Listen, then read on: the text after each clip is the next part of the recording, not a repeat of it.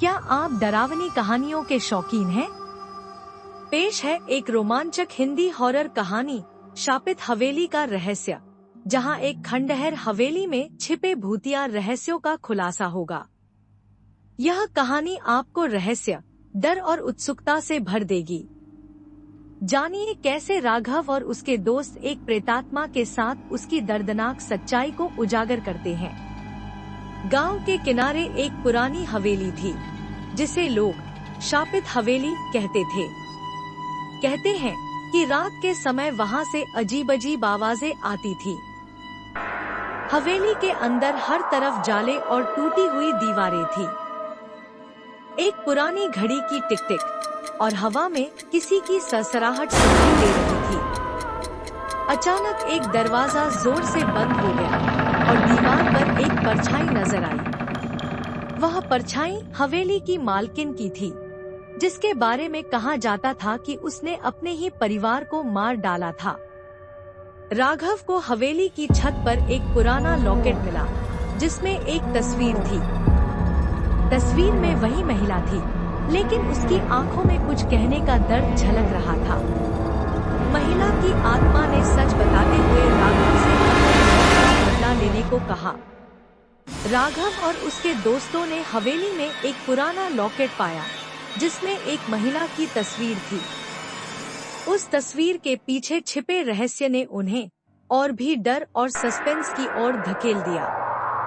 Locket मिलने के बाद हवेली की दीवारों से किसी के कदमों की आवाज आने लगी।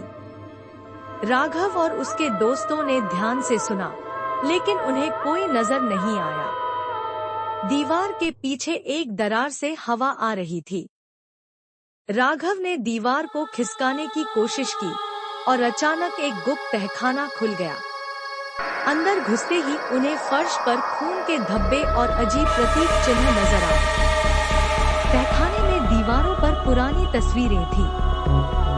राघव को पता चला कि हवेली की वह महिला राजेश्वरी देवी गांव के एक क्रूर जमींदार की पत्नी थी, जिसे उसी के नौकरों ने मार डाला था।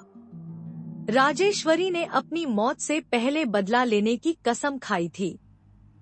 अचानक हवेली की दीवारों से एक तेज आवाज गूंजी, यहाँ से चले जाओ, वरना तुम सब मेरी तरह मारे जाओगे।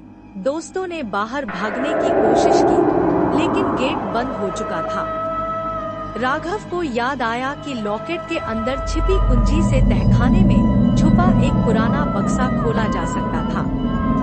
उन्होंने जल्दी से बक्सा खोला। उसमें से एक पुराना दस्तावेज निकला, जिसमें लिखा था कि राजेश्वरी देवी की आत्मा तभी मुक्त होगी जब हवेली को आग में जला दिया जाएगा।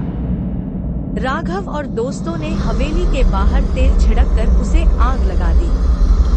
हवेली जलते ही राजेश्वरी देवी की आत्मा ने एक हल्की सी मुस्कान के साथ धन्यवाद कहा और आसमान में गायब हो गई। राघव और उसके दोस्तों ने इस घटना को जीवन भर याद रखने का फैसला किया।